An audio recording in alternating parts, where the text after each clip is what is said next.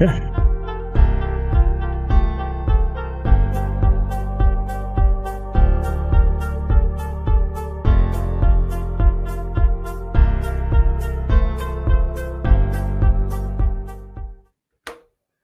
Alrighty, everybody. Can you hear me? I guess we are live right now. Um, Welcome everybody to this afternoon's live session with biolamadedu.com. And I'm going to be here this afternoon talking briefly about dependent visas in general, but also towards the end of my very brief discussion about how to get a dependent visa for your spouse, for your children, and so on and so forth, we will do a brief general question and answer time. If you can hear me, let me know in the comment section right now. Okay. If you can hear me, let me know in the comment section and let me know where you are right now. Okay.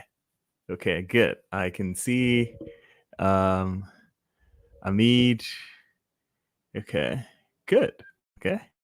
So if you can hear me right now. Okay, good.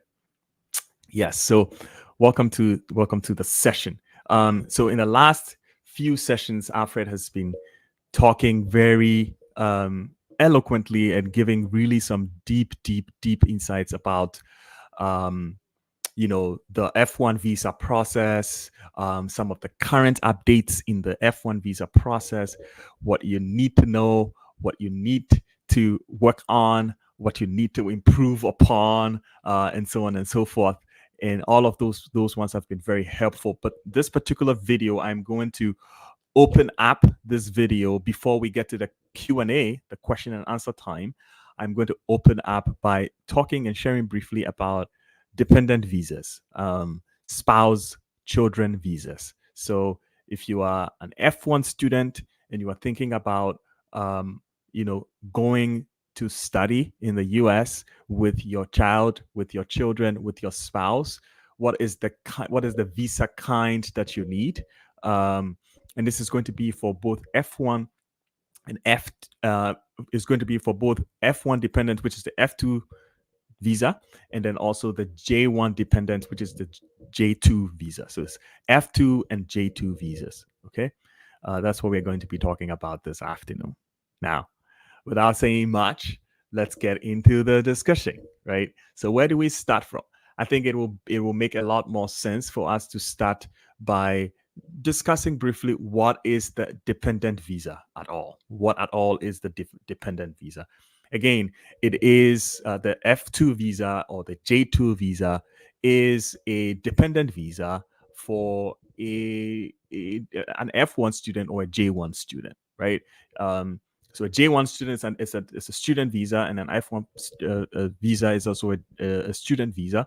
But the dependent of those visas or those visa holders are what we call the F1, and then the F2, and then the J2 visa. Forgive me, I'm going to keep going F1, F2, J1, J2. I'm going to keep going a little bit. But, basically international students studying in the USA who need to bring their dependents, they need an F2 visa or a J2 visa, depending on the category of visa that the principal applicant, which is the F1 student or the J1 student, already has. So that's what it is about. Who qualifies for an F1 visa? Just as the name, an F2 visa, sorry, just as the name goes, right? An F2 visa is a dependent visa for the F1, and then the J2 visa is a dependent visa for the J1 applicant. So therefore, the person that qualifies is the dependent of the F1 applicant. In this case, we're talking about wives or husbands or children of the F1 applicant, plus also unmarried children under the age of 21 of the F1 visa holder. So if you are an F1 visa holder or J1 visa holder and you have a child who is under the age of 21 years old and is unmarried, they automatically qualify for the F2 visa. That means that you are able to come along to the USA and study with your spouse, or study with your children, or study with all of them at the same time, if you get a F1 visa approved, or they are eligible to apply later on after you come in. So there's that dynamic as well as to whether they come along with you or they come after you come. Either way, it's your choice, but they are qualified or eligible for the F2 visa applicant visa category, right? Now that we know what an F2 visa is and the J2 visa is, and we know who qualifies or who is eligible, let's talk briefly about the application process. What kinds of things do you need to do in order to apply for the F2 visa or the J2 visa? Again, this is very, very similar to the F1 application. The F2 visa application or the J2 visa application is very, very similar to the F1 visa application or the J1 visa application. It's very similar in that you first of all need an I-20, right? You also need a DS-160 form completed. You need an appointment at the embassy, and then you need to collect all of the supplementary documents that demonstrates and substantiates and proves the story that you're telling at the embassy, right? So those are the broad categories of documents and things that you need in order to apply, right? Again, the first document here is going to be the I-20, right? In this case, it's going to be an F2 I-20 or a J2 DS 2019, right? So those are the two documents that principally is required. After that, that is a document that you get from your school. So remember, that's something that you need to work with your school's DSO to get. And after you get your F2 or DS 2019, document for your spouse or your children, the next thing you need is a DS 160 application completed, right? And a lot of people would ask me, okay, I am the principal applicant. I have an F1. I'm applying for my spouse. I'm applying for my child. Do they need a DS 160 form completed? Yes, they do need their own individual DS 160 completed. So if you have one spouse, be it a husband or a wife, and you have 3 kids, each of them would need to complete their own individual DS 160 form. That's a very important part of the application process. So take note of that. So I-20 DS-160 application form completed. And then now you need to set up an appointment with the embassy. And just as you did as an F1 applicant, you are going to do exactly the same thing for your spouse or your child by creating an account on the US Embassy website in your home country, wherever you are, and go ahead and schedule an appointment, go through the process and schedule an appointment for each of them. Now, you also know that to schedule an appointment, you need to pay what they call the MRV fee or the visa fee, right? So yes, your spouse and your child, they also need to pay the visa fee individually. So if you have 3 of them, then each of them will have to pay all of that, because it is the visa fee that completes your form, right? That's what the embassy needs to process your application, right? So they each need to pay an MRV fee, and as of right now, as I'm speaking right now on this live recording, I think the visa fee is about $185. So each of them will need to pay that in order to get an appointment, and then they need to go through the process and get a date, and then schedule for the date, and then wait for the appointment. So far, let's recap. We have the I-20 or the DS 2019 for the J2 dependent, whether it's a child or a spouse, right? We have that. That's one. Number 2, we need to complete a DS-160 form for each of your dependents, right? Then number 3, they need to pay the MRV fee, right? What about the CVS fee? Okay, so this is where it gets this is where it's different. This is where the F2 visa holder or the F2 visa applicant is different from the F1 visa applicant in that the F2 visa applicant does not need to pay a CVS fee again, right? So in this case, they basically rely upon your CVs and your CV's record, or they tag along your CV's record as an F1 visa applicant, as an F1 visa holder, right? So the F2 or the J2, they do not need to pay the CV's fee all over again. That's the difference here. So those are the principal documents that is going to be required. However, we all know that that's not everything, right? They definitely need a passport, because without a passport, you cannot travel. And they need what I would categorize as supplementary documents. And here, the definition is really broad. It can be anything. It can be, whatever sets of documents. Primarily here, what is important is for any story that you are telling, you need to have a supplementary document. You need to have a document to sort of demonstrate the truth and the reality of that story. And in this case, an example would be, for instance, if you say that you are married to the F2 applicant is married to the F1 applicant, the supplementary documents that will be needed to demonstrate the truth or the reality of that relationship is going to be something like a marriage certificate, a bunch of letters from witnesses who witnessed your marriage or your wedding, if you had any, or a photo album. If you do, if you have any, you should actually have a photo album to demonstrate the reality or the truth of the relationship, and so on and so forth. So you see how you build it, right? If you, for instance, say, I am going to be sponsored by the company of the F1 holder or my spouse, right, as an F2 student or F2 visa applicant, what you're going to need as supplementary document in that case will be bank statements and letters and, all the sets of documents that show that you are getting this sponsorship from this company that you are mentioning in your application, and so on and so forth. It goes on and on and on for all of the supplementary documents that you would need. Let me see if I can generally list out some of the supplementary documents that will be needed here. I did mention a copy of your marriage certificate for a dependent spouse. That's number one. There's also birth certificate. It could also be a required supplementary document for the children, right? So if you're for instance applying for the children to be on F2, then they are going to need that. They're going to need to prove that they are indeed your children, and the birth certificate is what does that kind of job for you.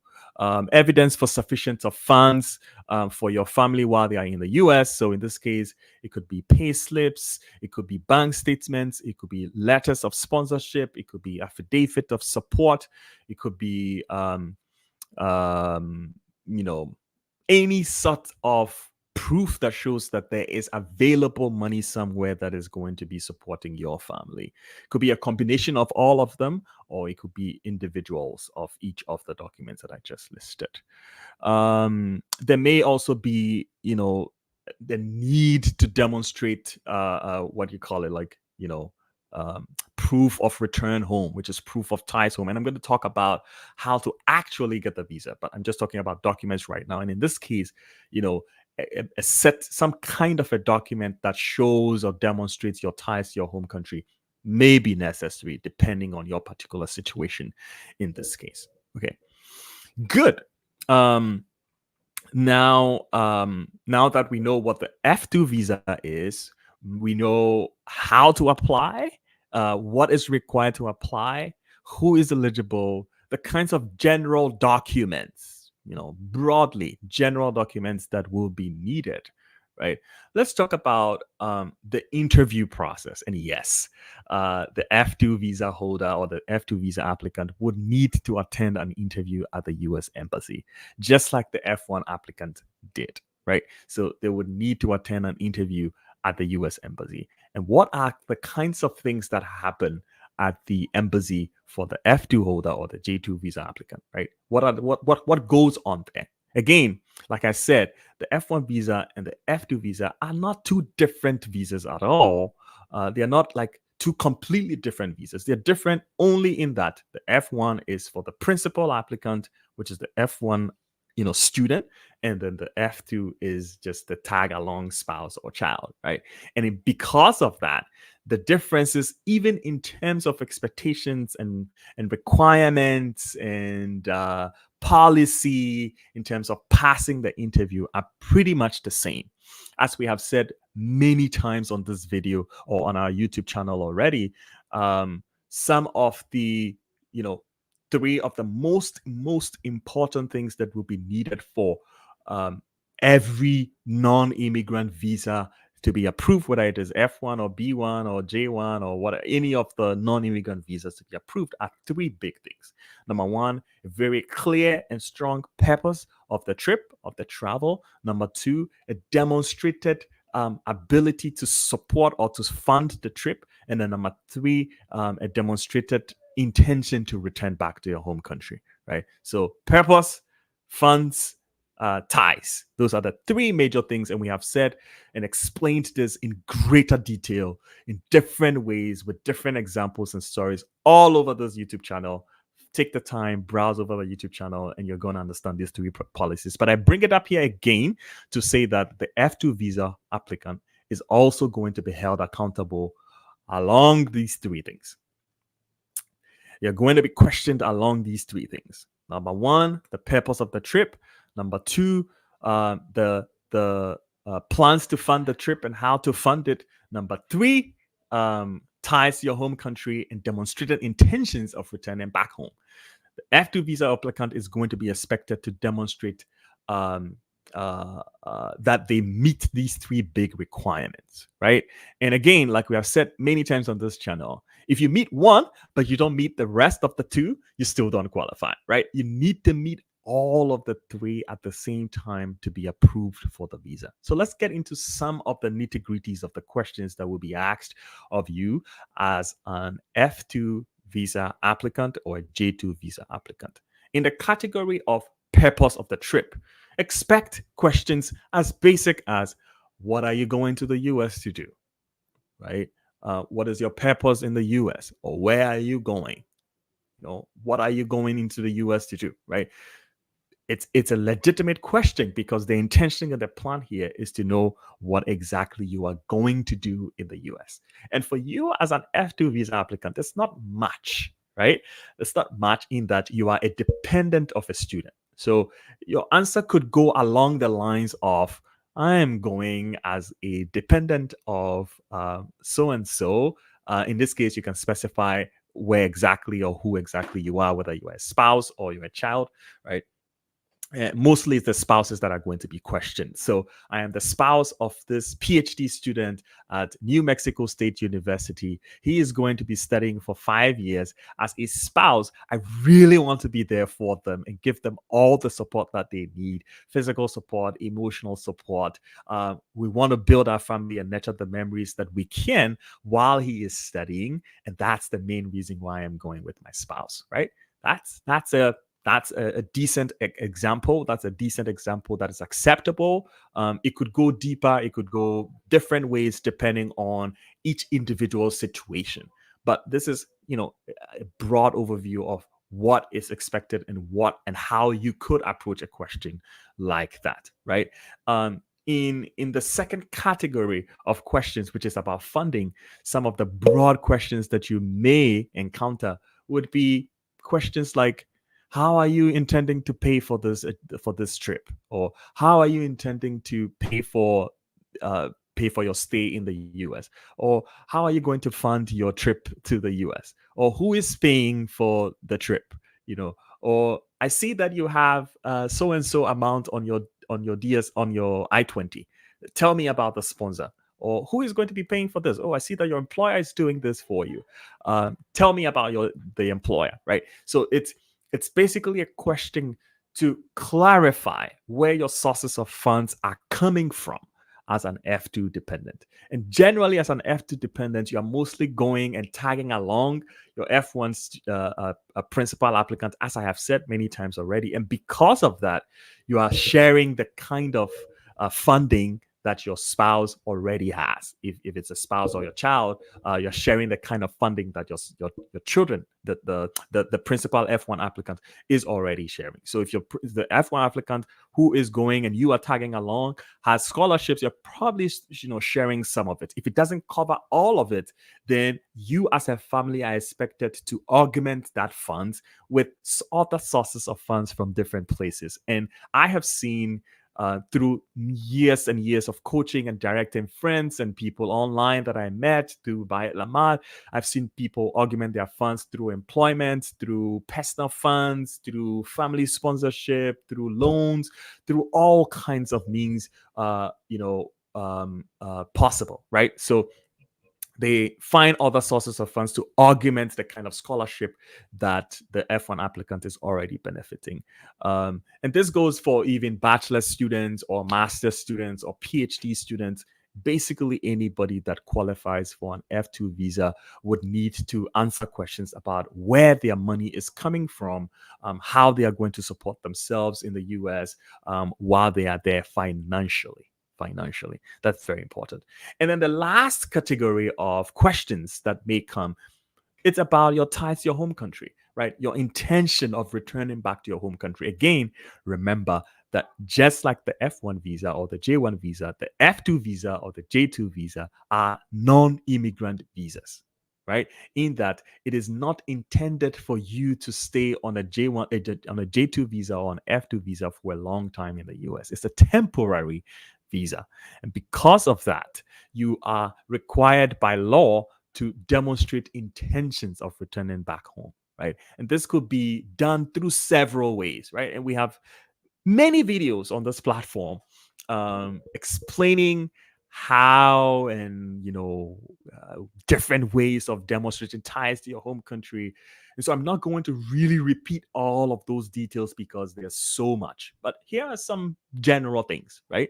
For the F2 visa applicant, you're going to be questioned about what you do. And so generally when you get questions about what you do, think of it as a potential question about your ties to your home country, or I would advise you to consider it seriously as a way of demonstrating your ties to your home country, because it's probably the easiest way of doing that. So let's say you work with the government. You are going to accompany your husband, who is going to be doing a master's or a PhD at the New Mexico State University. They asked you, what are you going to do in the US? You explained beautifully. My husband is going to be studying at this particular school. I want to be there with him and give him all the support that he can. And that's why I'm going to the US. They asked you, how are you going to be paying for the trip? You said, oh, my husband's PhD is fully funded with extra stipends. Plus, I also work. He also has study leave with pay from his company. And we are using all of that salary together to augment the funds that our family would need while we are in the US. Like, okay, perfect. Now tell me what you do. Immediately that question comes, think of it. This is a ties question. This is one way, apart from you introducing yourself and telling them who you are, right? It's an opportunity for you to tell them that you intend to come back to your home country. So a classic example could be in this particular context, actually, that I work with the government. I've been working with the government for the past 8 years as a civil servant. I do so and so and so for the government. And right after my husband's study in the US, our plan is that we're going to return back to our home country, start our family, and then I'll keep on working with the government in probably a different category of or a different position, or I'll keep on working in my same position after this period of time while I am away, right? It's you've been able to show what you do. You've been able to explain how you do what you do, how long you've been doing it for the government, but also your intentions of returning back, your plans of starting a family while you're back, and your plans of staying in that same job while you're back. And I think that's a good way of hinting things. And if the visa officer wants to know more, they might push back and say, okay, yeah, what more can you tell me about this? Or they might ask a different question about what you do. But essentially, I guess what I'm saying here right now is questions about what you do are classic questions about your ties to your home country. Another kind of question that might come for the F2 visa applicant would be your marriage, right? your family. Again, those are questions that would not only demonstrate the purpose of the travel or your eligibility of the visa kinds that you're applying for, but also it would be a good way for you to demonstrate your ties to your home country. So let's say in this particular example that I kept using, you work with the government, you're accompanying your spouse to study New Mexico State, a PhD in engineering. You're going to be there for, let's say, 2 years, and then you return back to your home country, or 4 years or 5 years, whatever, how long, whatever the program is. You've been able to explain where your funding is coming from, the purpose of your trip, and so on and so forth. Then they ask you, do you have children together? Yeah, in this case, it could be either way, right? So let's say you have children. So yes, we do have 3 children, really young children. They are all going to go with us, and we're going to return back to our home country afterwards. And then I'll keep on working with the company that I'm working for. That's a really basic way of answering the question.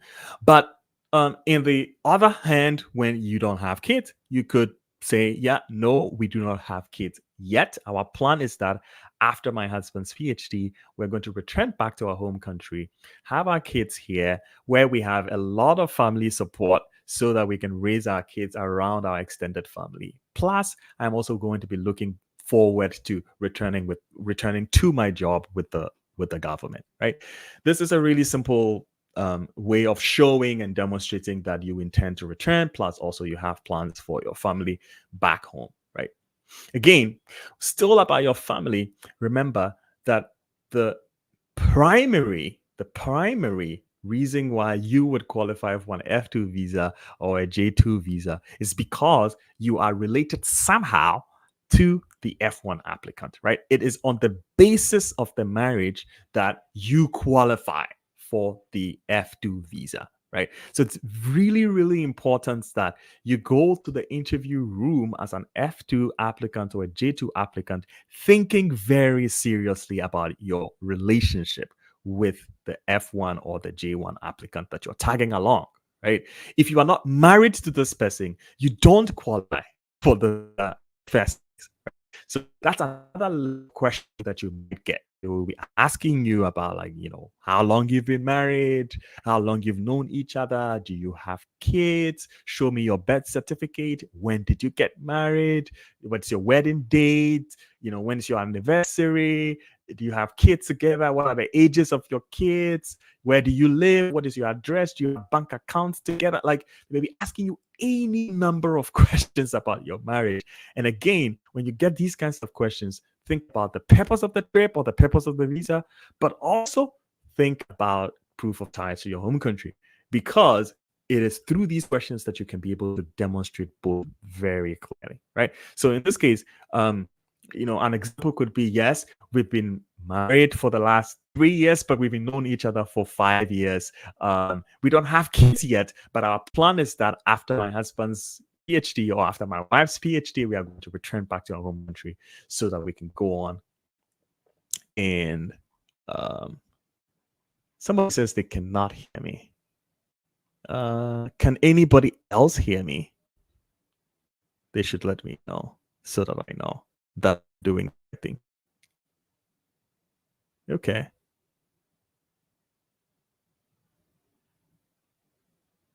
Hello?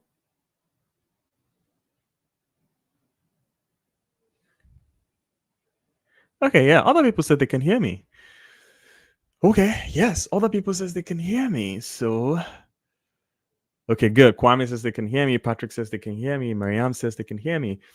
So I'm gonna keep going. If you cannot hear me, try and work on your audio and see. Let's see how that works. But what I was saying was that in this classic example, your relationship with this person is going to be very important. And so a classic example could be, yes, we've been married for the last 2 years or 3 years. We've known each other for, let's say, 6 more months before that. We don't have kids yet, but our plan is that when we return back to our home country after my husband's or my wife's education, we are going to settle, have kids, and raise our family along with our extended family, where we can get a lot of support, right? That's going to be a great answer to demonstrate that.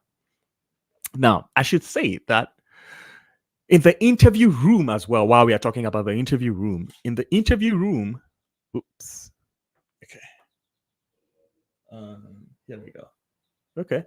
I should say that in the interview room, while we're talking about the interview room, there will also be instances where you will be required to show proof of things, right? It's not just going to be questioning and answers, right? And we've talked about the various categories of questions that will come, but there will also be a need to demonstrate things, right? So for instance, in talking about your marriage, the visa officer may ask you, show me your birth certificate, right? And this is where you have to have your birth certificate handy, or do you have pictures together, or you have a bank account together, do you live in the same address together? You need to be able to collect all these documents to show that you have all these things with you as you go. In the same way, right, you can also certainly be, or you will certainly be required to show proof of your funds, right? So the visa officer may or may not ask you, but it's important for you to have it with you, if you are asked, like, proof of your financial statement, or proof of your the financial background.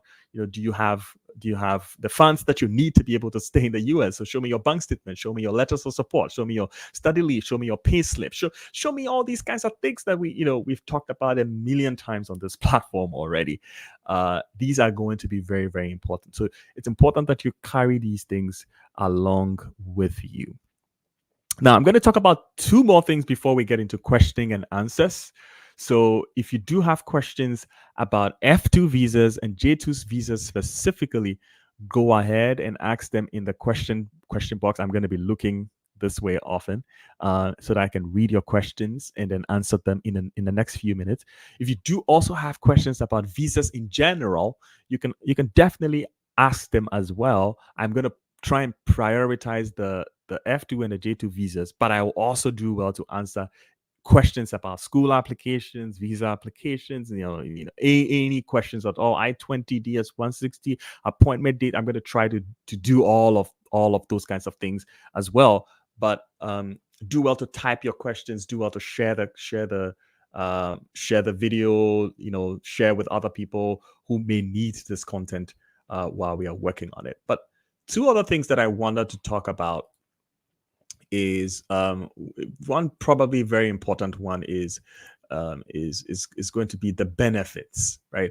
The benefits of the F2 visa. What are the benefits? What do they get? We all know for sure that the F1 student and the J1 student, they get the chance to study towards a degree, right? And then even beyond that, there are other opportunities. For instance, if they want to do OPT and then maybe the future work towards getting a job or something like that, there are all these kinds of opportunities and other further doors that would open for the F1 student. But what about for the F2 dependent, whether it's a child or it's a spouse? Generally, the primary and the most important benefit of the F2 or the J2 visa is that you get to be with your spouse, right? What a blessing that would be. What a blessing that is. You get to be with your spouse, right? Trust me, it's really hard to study in the US, a place as this, without your spouse if you have one, without your kids if you have some, right? And so the chance to come along with them, or the chance for them to come with you, is a huge blessing. And that's the primary benefit of the F2 or the J2, or even sometimes the M2 or the other two visas, that you get to be here legally, support your spouse, and be there with them and be in company with them.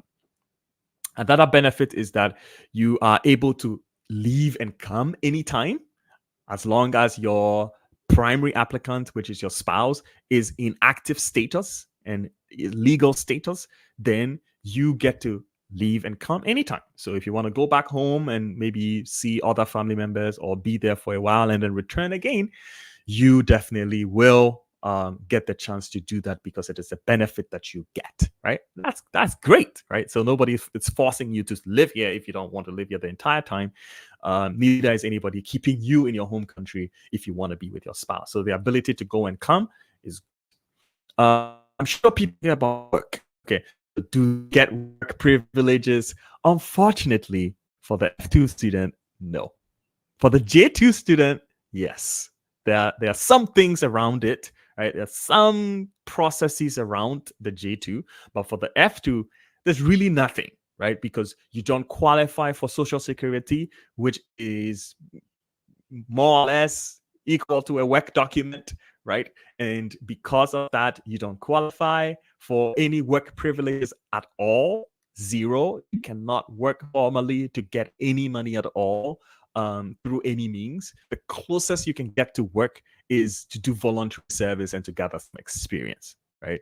And that's really a downside of the visa. And I hope that in the future it may be reconsidered so that F2 students can do something at least to a degree, right? We know that the F1 student can work for at least 20 hours on campus, and then while school is in session, and when school is off session, like the summer right now, F1 students can work full time, which is 40 hours a week, right? But the F2 student, they get nothing at all. Whether school is in session or school is out of session, they get nothing at all, which is sad. But you can still volunteer.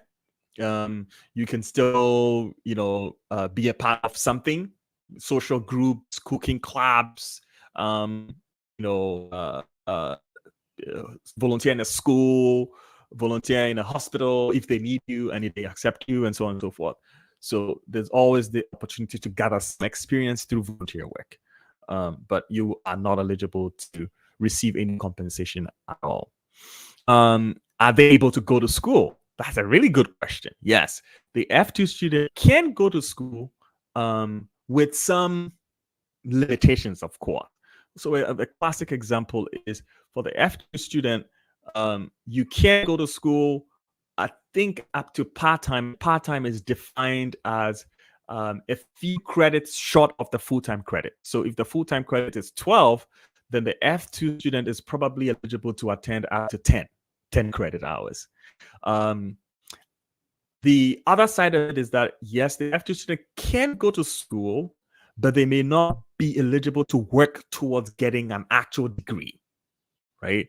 So, you can go to school, attend school, take a course here and there, but you may not be eligible to working towards taking all the classes as needed to actually get the degree. So I think the kinds of school that you can go is also restricted. So maybe some vocational schools or short courses, or some brief 2-year, 1-year sort of programs. But I'm not that eligible to work towards a full-time 4-year degree or full-time master's degree or full-time PhD degree. Still talking about schools, there's always a limitation about what kinds of funds you can get after F2 student. As an F1 student, you have social security number, you are in here as a student. So sometimes you're eligible for federal subsidies and federal scholarships and in-house scholarships in your school and so on and so forth. You are able to access some funds through some means. Generally, the F2 student is not eligible for most of these kinds of funds. And so if you're going to consider going to school as an F student, most is going to be out of pocket, which means you're going to pay everything by yourself, which often becomes quite expensive.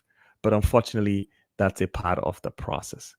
I see a few people asking questions. Please go on and keep your questions coming. I'm going to be answering them briefly. It doesn't have to be just F2 visa questions. It can be all kinds of questions. But go ahead and ask me the questions, and I'll get to them in a brief moment. Another eligible requirement is or benefit here is if you have kids, then the kids can go to school. If you have kids, daycare, pre-K, kindergarten, grade 1, grade 2, whatever, grade 12, they can still go to school. They can go to school on the same requirements as you. They will be working towards the education because it's going to take them a while anyway to be able to get a degree or a full whatever certificate, but they'll be working towards something, and that's possible. They may or may not be eligible for some funds, but most schools, especially in the public world in the US, are generally free already. So I think they would qualify for that as well. But this would be something that would be important for you to discuss with your designated school official, your DSO. Yeah, can they change their status? Yes, they can. But give me 1 minute here. Give me 1 minute.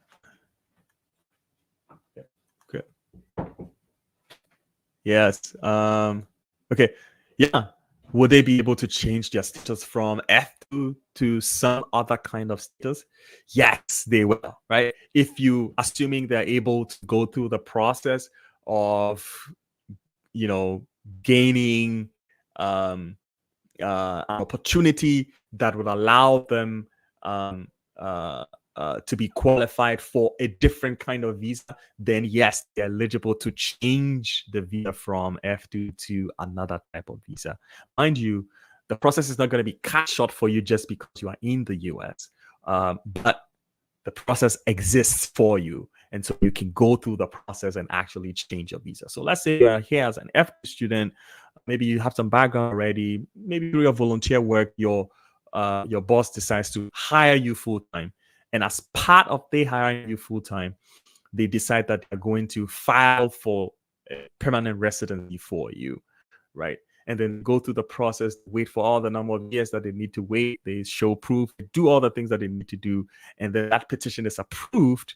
Then you can now change your status from F2 to the new work permit or the new green card that your employer is going to file for you. So there's the opportunity as well for F2 students to apply for a change. So it's actually not too bad.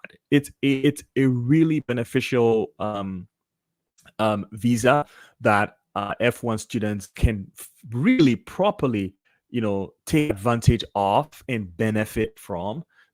I honestly tell you, the only real downside of the F2 visa or a J2 visa is the work limitations, the work in school limitations that they usually have. But apart from that, I think that for the most part, it's a really decent visa, and most people benefit from that in various ways.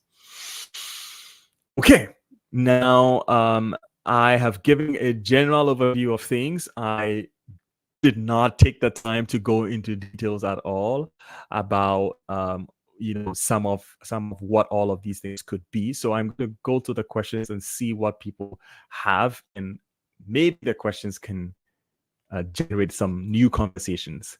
So Marianne says, please reply me. My husband is divorced and bring his ex-wife before, and I am his second wife. What the officer asked regarding my husband's first marriage. Well, this seems complicated, but it's really not complicated at all. In that your husband is divorced and is technically divorced, but he brought his ex-wife before to the US, and now he's married a second wife, which is you. And because he is divorced and married again, if he wants to apply for you, what would be the requirement here? It's going to be really the same requirement, right? The major thing that is going to come up in this particular case is proof of the divorce, because the visa officer would want to make sure that this new marriage is not fake. They would want to make sure that this new marriage is legitimate. And because of that, your husband would need to prove that indeed they were divorced, right? And that divorce is real. And they will need to prove again that they are remarried and that this new marriage is real. If they can demonstrate that this new marriage is real, in addition to demonstrating that they can take care of, their family while they're in the US, and, they have plans of returning and all the other 4 or 5 eligibility, if you can do all of that at the same time, then there's nothing that prevents them from getting the visa at all. So in this particular case, Miriam, the major thing here is proving that they were divorced on one hand, and on the other, proving that they are remarried and that both instances and both situations are real and they are true. Marianne again, how much fund is required to get an F2 visa? It does depend. It does depend on so many factors. So just like the F1, right? You will be given an estimate of how much tuition is going to be expected for you to pay while your principal applicant is in school, the F1 applicant is in school. And then, there'll be estimate for living expense, and there'll be estimate for health expense, and, other things that you may need. So depending on the school, the location, the size of the family, and so on and so forth, you are going to be giving an estimate, and you are going to show the estimate. But I can tell you the range the range of figures that I have seen over the years and years of, reviewing I-20s and talking to friends and coaching students and so on and so forth, it's probably going to be in the 30s, 40s, or 50s, depending on the size of the family. Okay,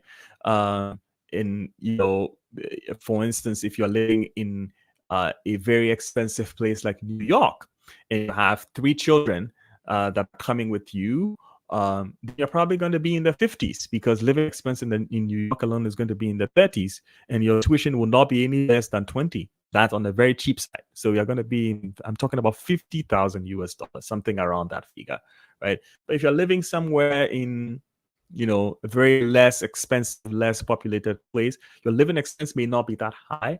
Your tuition cost may not be that high. And if you don't have a really big family, then it may not be that high, right? So it depends on so many different factors. But the range, as I have seen, is somewhere around 30, 40, 50, 60. I've even seen $120,000 before, right?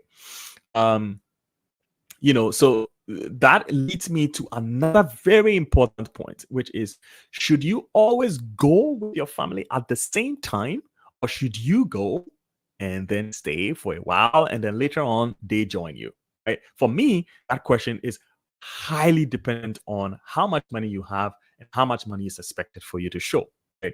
Because it's really expensive to go with a big family or to go with a spouse at the same time, right? Because you're going with a dependent who cannot work and they need to show that they have money. And in that case, it put a lot of financial bearing, and proving that you have huge amounts at the embassy, it's always a tricky thing to do. So in that case, I've always advised students, try and go yourself, settle down, find your feet, know how things are going for you, and then you can later on try and file for your family to join you. But if you have a lot of money and you don't mind going and taking all the pressure at the same time, then that's fine. So Mariam, the simple answer to that question is, it depends, but it can be expensive. I have another question here. Somebody says, I was subject to a 2-year residence. You're subject to a 2-year residency requirement, and due to that, you were denied and advised by the VO to wait till you fulfill it. I've now fulfilled it, and I'm a transfer student. How do I improve my chances of getting it this time? I need to know more about what this residency is. I don't know the details of that. So if you want to private chat us on our website, bylamadEdu.com, and then click on contacts and WhatsApp us. Maybe I can get some more information. If you can provide some more information here, that would also be really helpful. But having said that, if you did fulfill the requirement, whatever the details of that requirement that the visa officer gave you, and you did go through all of the processes that you needed to go through to be able to get that, then I think you can reapply, certainly. And how do you improve your chances? You improve your chances for anything visa by preparing extremely well, by gathering all of the documents that is required, by understanding what is expected, and preparing and working your application to meet that expectation. Without that, it would be very difficult for you to be approved of anything in general, right? Really. So the way to improving your chances is to do that. Next question by Kwame. It says, if a relative is on an F1 visa, does it affect your chances of getting your F1 approved? Well, I'm assuming this relative is then, two instances. If you can say more, that's fine. But 2 instances here. If your relative, say your spouse, is on F1 and you are also going on an F1 visa, right? That's a little tricky, right? Because it's possible. I've seen it happen a lot of times. However, there's a greater responsibility for you to demonstrate that the intention of going to school is not 100% because of your spouse. It could be about your spouse, but it's not 100% because of your spouse. It's 100% because of your own intention to be a student in the first place, right? Because you are applying for an F1 visa. That's the difference, right? There's a lot of pressure on you now to show that despite the fact that you have a spouse or a relative on an F1, you are applying for an F1 because you have your own intentions of being a student, right? And that can be a little tricky. Not everybody knows how to do that. If you try and talk to us, we can help you do that. But I would not say it would affect your chances necessarily. I would only say it will increase the responsibility on you in terms of showing, your own real intentions. However, it's going to be a lot easier if you apply for an F2 visa. If in this case the F1 is your actual spouse. Okay. Yeah. A friend of mine worked in Dubai for 2 years. He is without a bachelor's degree and is now going to pursue a bachelor's degree. Can this affect him during the interview? No, not at all. It's fine. I've seen so many situations. I mean, if you can say more, if there are things that is actually worrying and is actually concerning that you're not sharing, I will not be able to have the information to be able to help. But if it's just about getting a degree later in life, that's okay. It happens. Life happens. People get degrees later on in life, right? You don't need to get a degree right away after high school. It's okay. However, you need to be able to still demonstrate true intentions of being a student. You still need to be able to demonstrate genuine intentions of being a student, despite the fact that you delayed your education by a few years, right? So the problem is not the delay itself. The issue is you being able to, in spite of that, explain that you have a reason to be a student right now. So for instance, if they ask you why now, you should be able to have something really reasonable to say. Again, there's nothing wrong with doing that, and you're not going to necessarily be denied because of that, but rather there's a new experience that's going to be played and you should be prepared to answer it, right? So that's what I would say. Ahmed says, I am a graduate student here in Ohio, and I'll start my final semester coming August. Can I invite my son and my fiancé on a B2 visa to come spend? Yes, well, I'm glad that you're switching to the B2 visa here, because that's also another pathway for students in the US on F1 who have family or dependents but are not married to them, right? In this case, Ahmed, I think that your son would qualify for an F2 visa, and that's probably going to be pretty much automatic depending on his age, and several different things involved here.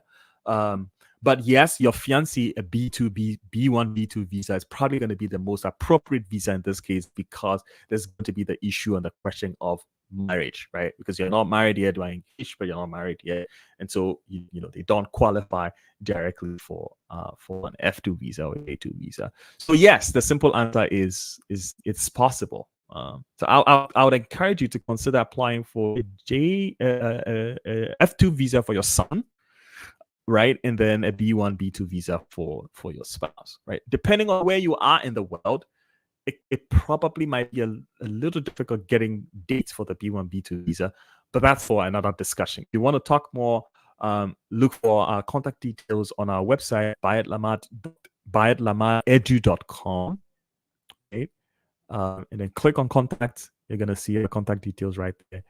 Follow through. You're going to reach us or some of our assistants, and then we'll be able to help you talk through things. Muhammad says, please, I have a question. You know anyone who has played a green card but didn't win and later applied for an F1 and was approved? Oh yeah, I mean, well, I don't know what you mean by played for a green card, because if you're talking about the lottery is what is being what is played, right? The other categories of for the other categories of green card, you don't play for it, you apply for it. Okay. So if it's a DV lottery and you didn't win, DV lottery is nothing. It's just a lottery. It's not an application yet. It's when you win and you fill out the form and you submit the form, that's when it is an application. Right? So if you didn't win or you apply for a green card and you didn't win, at a later time, you can apply for an F1 visa and potentially be approved. The condition for approval here is that although you applied for an immigrant visa before, which is a green card, now that you're applying for an F1, which is a non-immigrant visa, you need to be able to demonstrate now at the interview that your intentions is to be a non-immigrant and not as before when you wanted to be an immigrant, right? You see the difference? So there's the trick of the intention, right? The green card is the immigrant visa, and then the F1 is a non-immigrant visa. So even though the answer is yes, it's still going to be something.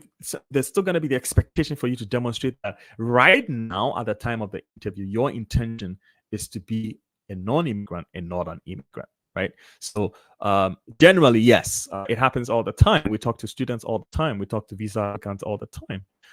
It is possible for you to get that done. However, you need to be able to get through with demonstrating your intentions. That intention has to match with the visa category that you're applying for. I see a lot of questions coming through. Thank you for sending them in. I'm going to try to get through it. Again, this is my F2 visa was denied pre standard section 2 view. So what was the reason behind that?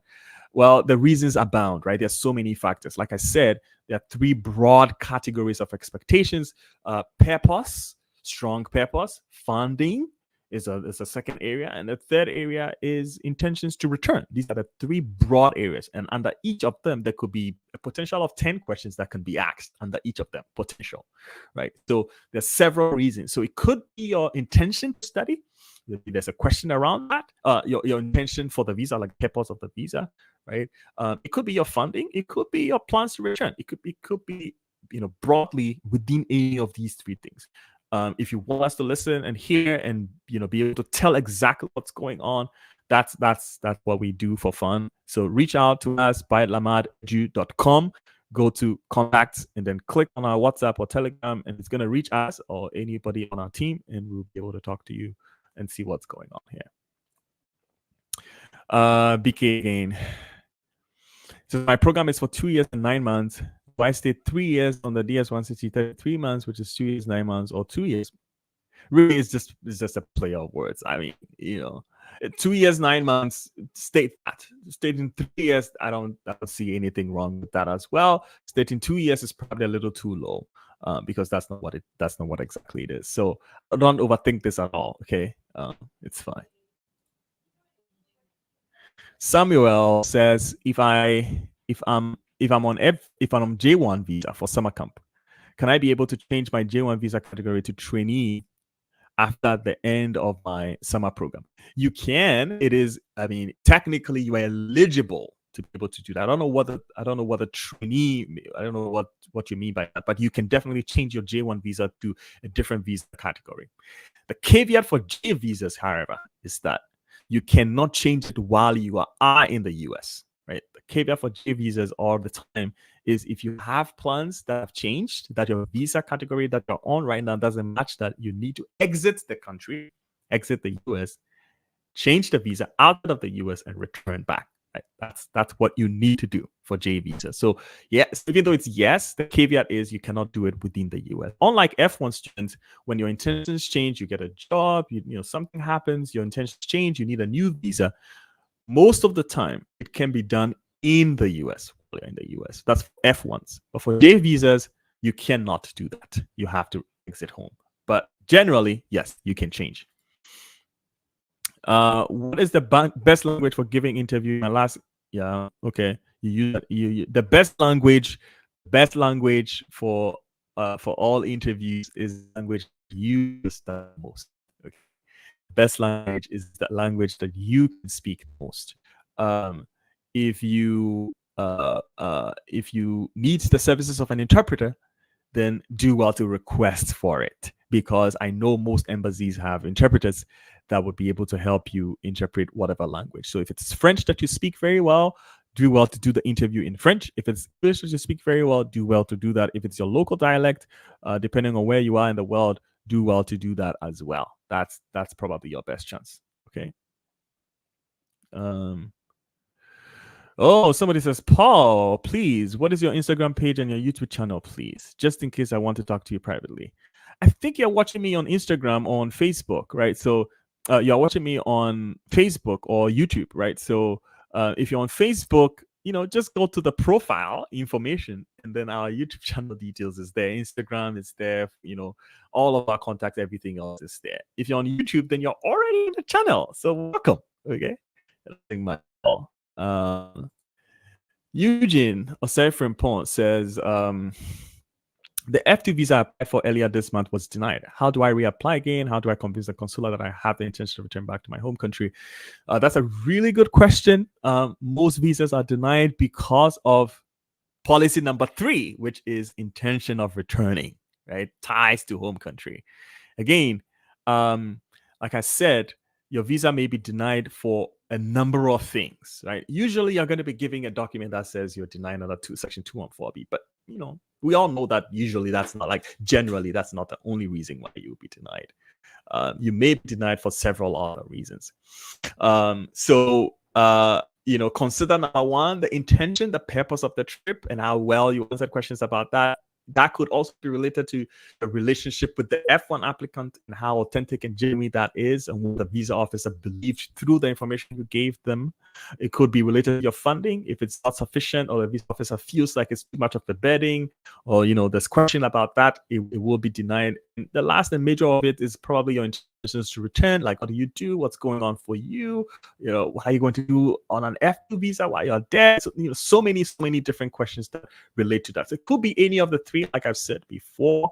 However, if you're certain that it's something about your intentions to return, I'm not going to repeat all the thousands of possibilities, because we have made so many videos about demonstrating ties to your home country. It could be through your job, which is professional ties. It could be through your family, which is familiar ties. It could be through your social contact, which is social ties. It could be through all three of these, right? It could be a combination of professional, family, and social ties. So consider all these three options and see, like, what about your life, what about your application, right, shows that you are rooted in something within your home country, something that you are going to meaningfully return to.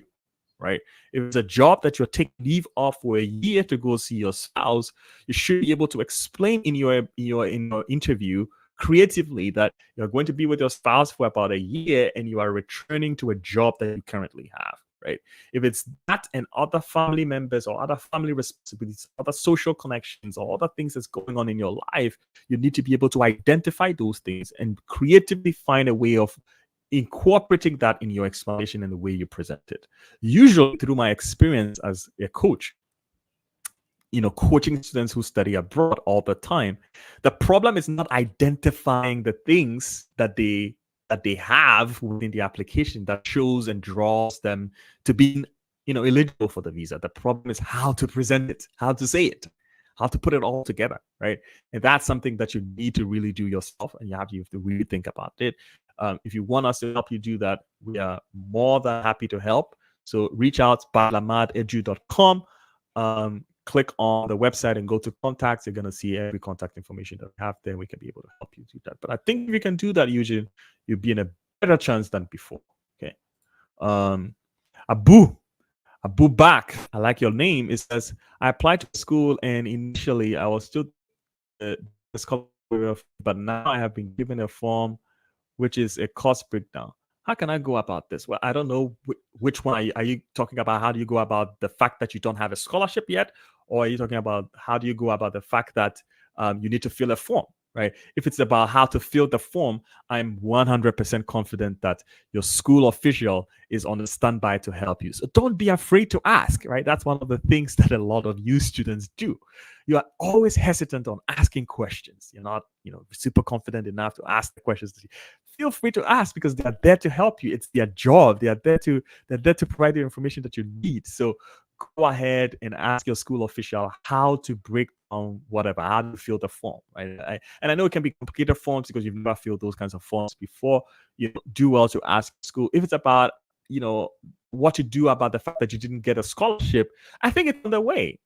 From the question, the way you ask the question, they said you should fill out a form. So they probably want to know where you are financially, and they can be able to make judgment about how much exactly they need to give you. So, don't give up yet. Let's see what happens at the end of the process. If you need to talk more, again, by lamadedu.com, click on contacts. You're going to reach us and we'll be able to talk more.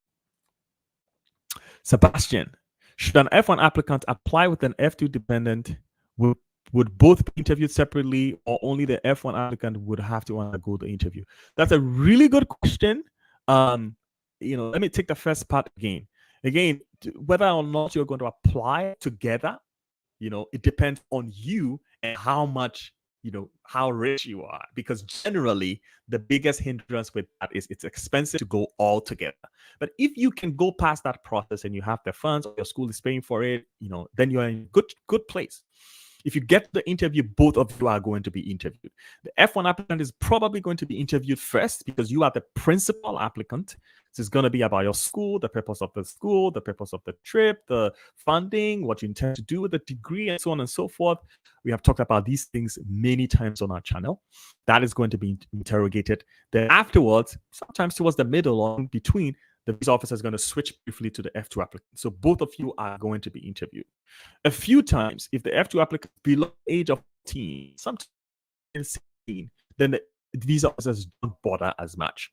But if they are 20 years, 18 years old, 21 years, or your spouse who is obviously going to be older, then expect that they will be asked a few questions. So, prepare for that. And, I've told you basically everything that you're going to be asked on this platform. So it will not be a surprise at all.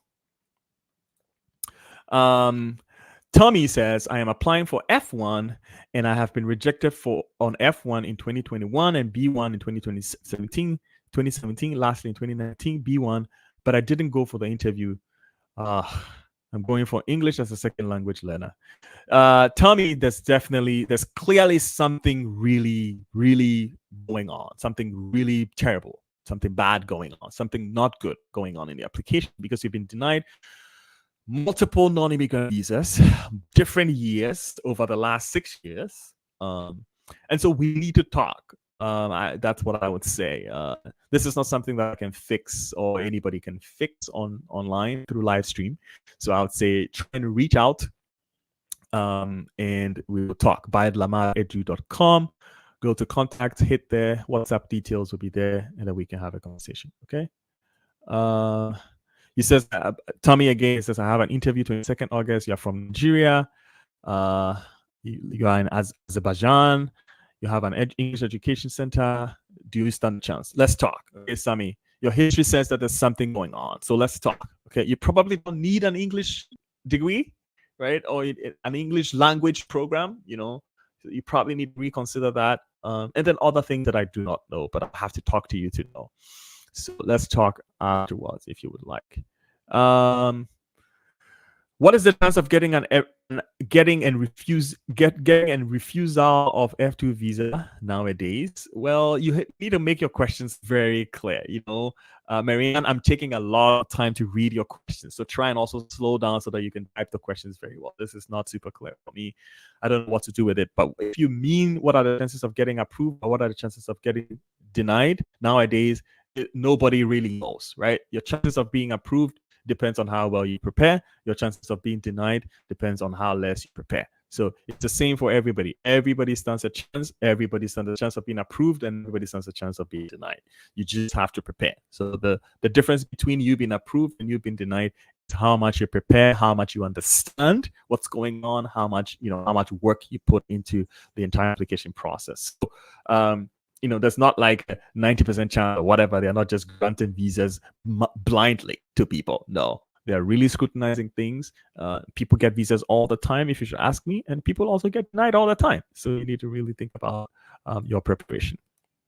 Eugene again, as a man who plans to be with my wife on F2, staying with her for the duration of study for about a year feasible, although I'm working, but have secured the permission. Yes, it is feasible. Technically, it is feasible because you qualify. You qualify to be with your spouse throughout the duration of their program. So if their program is 2 years, you qualify actually to be with throughout the 2-year period. If it's for 5 years, you qualify to be with them throughout the 5-year period. That's the technical rule. The way that plays out on an individual case may vary, because sometimes if you say you have a really busy job, then why are you going to be with your spouse for 1 year? What will happen to your job while you're gone, right? So on an individual basis, there may be a few nuances and a few things that needs to be changed. It may make more sense for you to be there for a short period. In some cases, it's okay for you to be the entire period that you qualify for. Okay, good. The last question that I have here right now is, hey, Grace. Grace says, oh, Paul, well done. Thank you.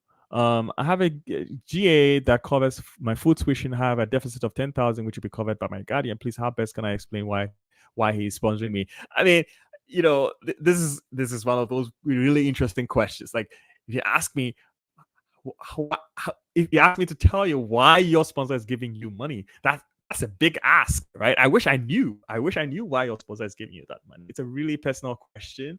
I think you need to reflect on. But here are some guidelines. Think about, why is this person interested in what you are interested in what way, in what capacity is the person giving you, right? If it's a guardian, it's a guardian, your employer, and what are the benefits here? If it's a family guardian, in what way is it going to benefit them? So usually for family, if your family is sponsoring, it's not really a big deal for them to sponsor you. It's not questionable for them to sponsor you because it's obvious.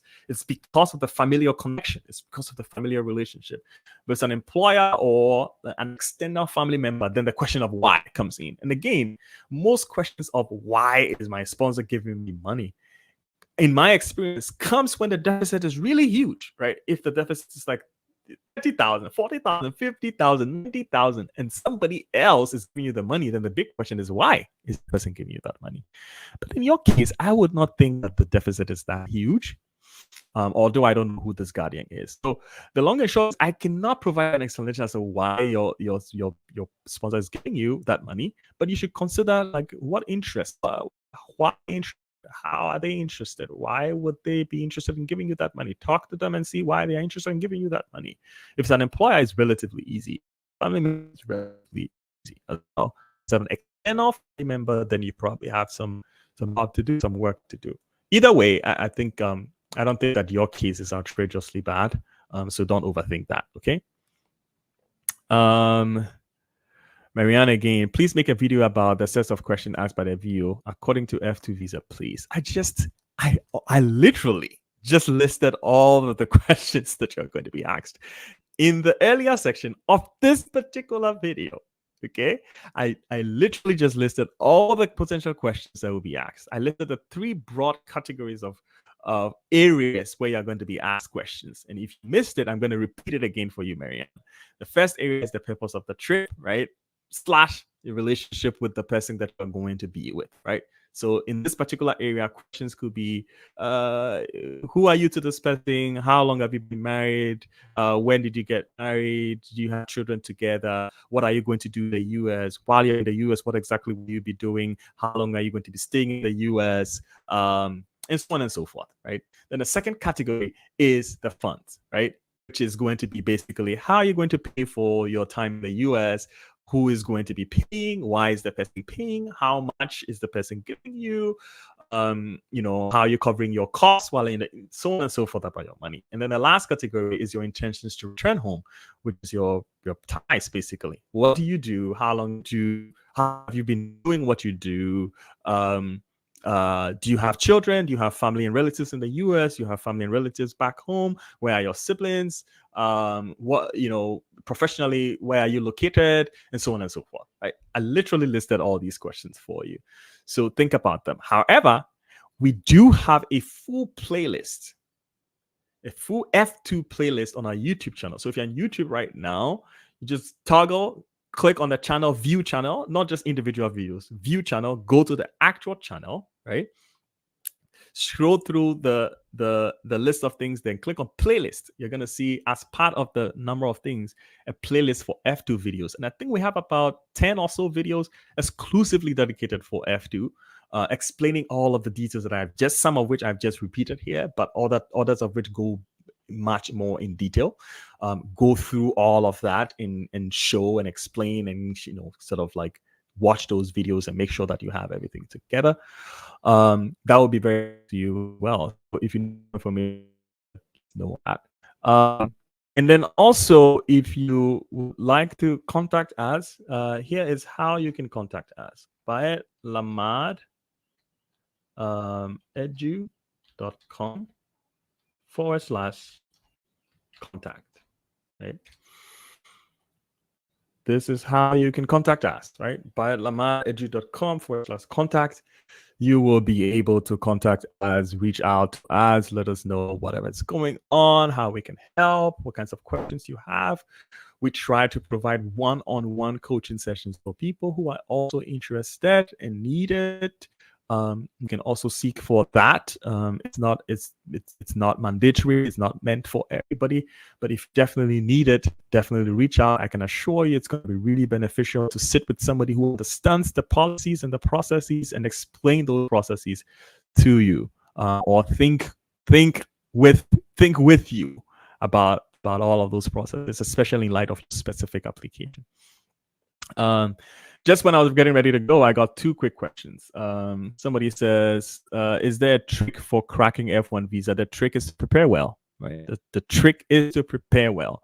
There cannot be any other trick beyond that. The sole 100% trick is to prepare well. Understand what is required, prepare very well to fit your application into what is required. That's the only trick, right? That's the only trick. Aside that, work on your presentation skills, be confident, speak very clearly, think about your answers, relax, go and have a great conversation. Those are the tricks that I can share. Taiwo says, what is the best answer to why are you going for this course or master program? What will you do after your master's program? Taiwo, I can assure you, we have a really good video called, the actual video title is, why did you choose the school? But if you click on the video and you go into it, it answers 3 questions. Why did you choose this program? Why did you choose this school? What are your plans after school, right? And I tell you, it's one of the best videos that we ever made. I'm super proud of the video. I made it with Alfred. We discussed some of these things and how best to approach this. So I want to put you to that video, because that video is going to say way more than I can say right now. Okay, it's going to go far more into detail. However, so I don't leave you, I don't leave you just standing out. I'm gonna give you a tip here. To go for to answer questions like why are you going for this program or what do you want to do for this program, you need to consider your interests first. Exactly what are you interested in?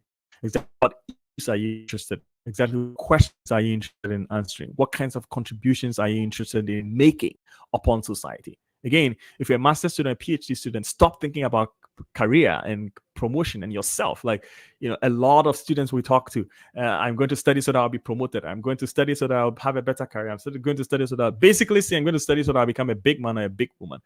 For me, that doesn't work anymore. Okay, that's so childish that that's probably, you can probably do better than that. So think about your interests, think about the contributions you want to make, think about the solutions you want to provide to specific problems, right? Think about questions you want to answer, think about your society, think about your nation broadly, and ask yourself, how can my education, especially what I'm going to study, equip me to be able to be a solution to these number of things within my environment? And that's how to approach that question. That's number one. It is very related to what you want to do as well, because if you can figure out what your interest is, if you can figure out what questions you want to answer, if you figure out what kinds of things you want to provide solutions to, right? And you can figure out how that education is going to help you provide our solutions, then automatically you have at the fingertips what you are going to do after school, right? So think about that. Again, if you're looking for sample answers or looking for one-on-one conversation and somebody to really talk to you and to go through things, always feel free and reach out to us at biolamad.com/contact. And I'm pretty sure somebody on our team will be happy to talk to you, Kyle.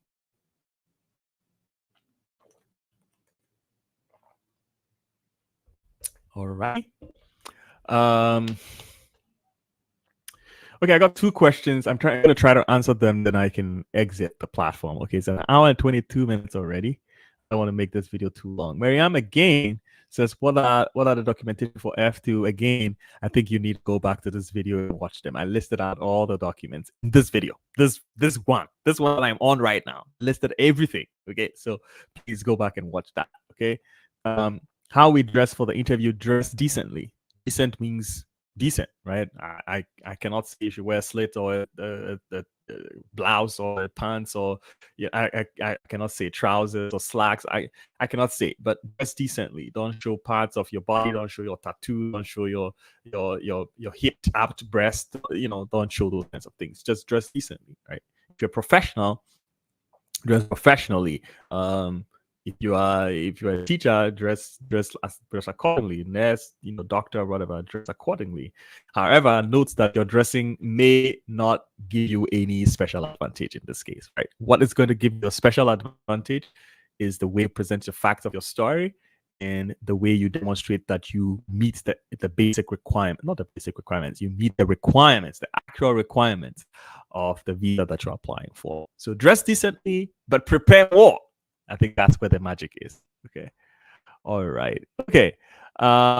Thank you all very much. I'm going to end the live session right now, and I'm glad that we got to do this right now. And if you do have any further questions, feel free to reach out to us by lamadedu.com /contact. And I'm sure somebody on the team will be happy to talk to you and see how best we can help you. All the best. Wish you well.